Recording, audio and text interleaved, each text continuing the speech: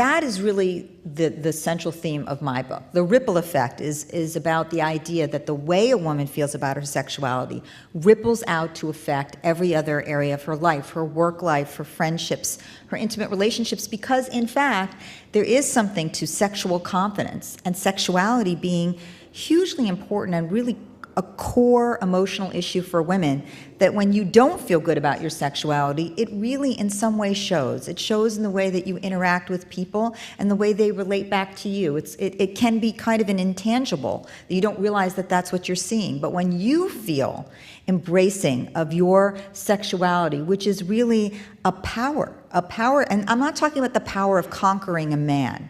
I'm talking, which I think a lot of women interpret sexual power that way, and that can be very undermining for a woman. But her essence, her powerful femininity, that is something that you present to the world and feel about yourself, and is hugely important. And here it is the year 2009, and I do believe, in the olden days, in the Victorian times, when a woman wanted a man to pay attention to her, she dropped a handkerchief. Sometimes the wrong man picked it up, and sometimes, which was very sad, the handkerchief remained on the floor. But in today's world, I do believe that a woman has to take the risk. I have a collection of turtles, not live ones, some kind of pin turtles, because a turtle is safe if it stays in one place. If that turtle wants to move, it has to take a risk. It has to stick its neck out. It could get hurt, but it doesn't move without sticking its neck out. I believe that a woman can ask a man, do you want to have a cup of coffee?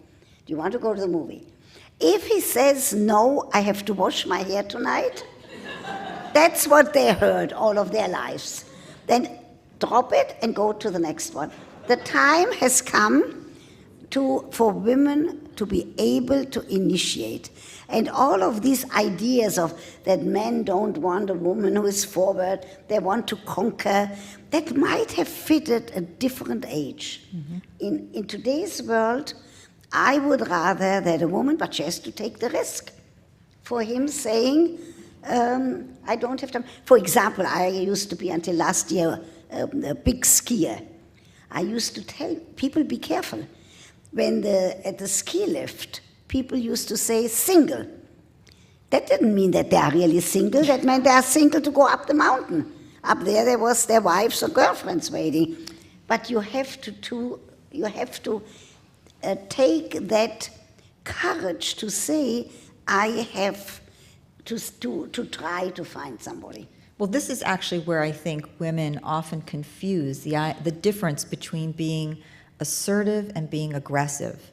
And, being aggressive might not be incredibly attractive, but being assertive is invariably quite attractive and is about going out and getting what you want for yourself. And I think sexually and otherwise, hugely important.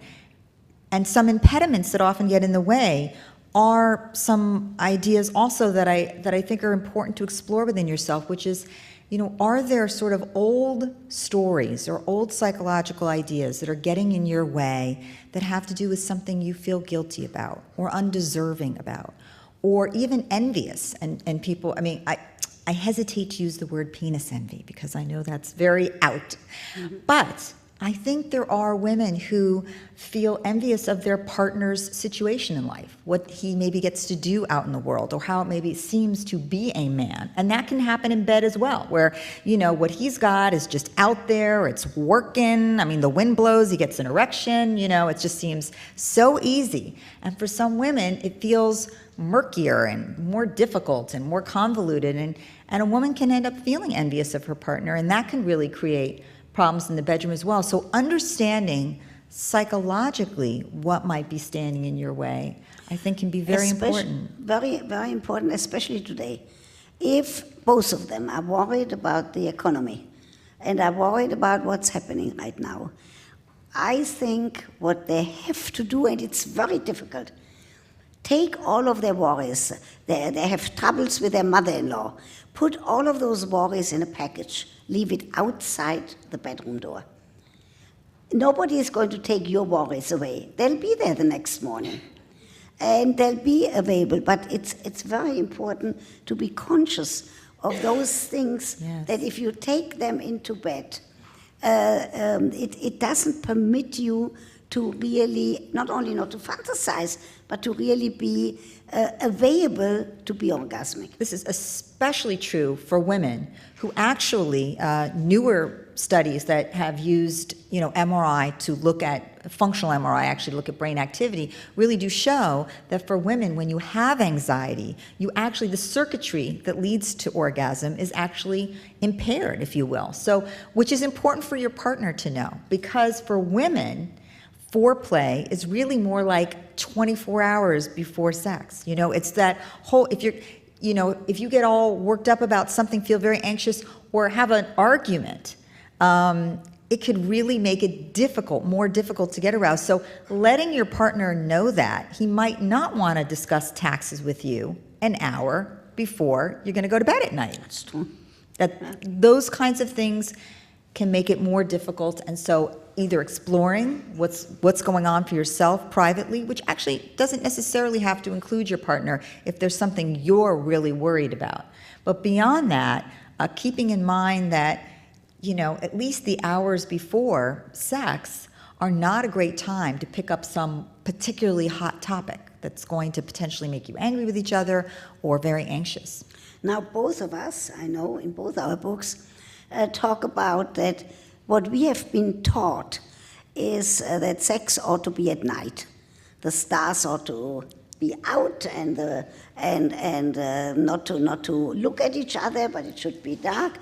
And especially when a couple gets older, a man at a certain age, and I can't give it an age because each man is different, does not have what is called a psychogenic erection. He doesn't have an erection by just thinking and wanting to have sex. He needs physical stimulation to obtain and maintain the erection. And many couples don't know that. So here's the scenario. They try to have sex. He couldn't have an erection. She likes him. She doesn't want him to be upset. He got very upset when he couldn't have an erection. So what they do is an avoidance pattern. She goes to sleep earlier, or they sometimes, like what you say, they sometimes have an argument. It's enough to talk about taxes for that erection to go down immediately. But these are things that we know. That's why I'm saying this importance of sexual literacy, because we do know these things. We just have to talk more about it and teach more about it. And that's what we are doing tonight. And actually, I would say that I've seen the recession really having an impact on people's sex lives.